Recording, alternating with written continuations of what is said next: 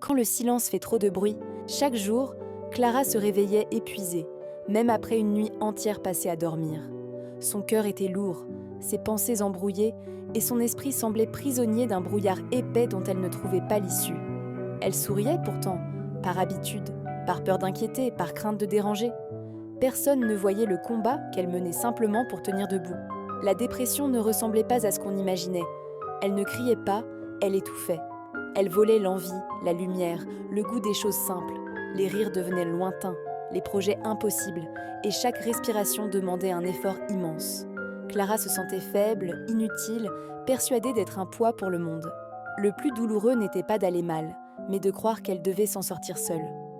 Alors elle se taisait, jour après jour, laissant le silence crier à sa place. Jusqu'à ce moment fragile où, les larmes aux yeux, elle murmura enfin « J'ai besoin d'aide ». Ses mots tremblaient, mais ils étaient vrais. Et dans cette vérité, une main s'est tendue, puis une autre. La douleur n'a pas disparu d'un coup. Il y a eu des rechutes, des jours sombres, des pas en arrière.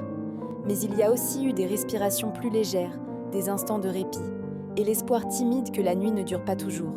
Morale, la dépression n'est ni un manque de volonté ni une faiblesse. Demander de l'aide n'est pas un échec, c'est un acte de courage.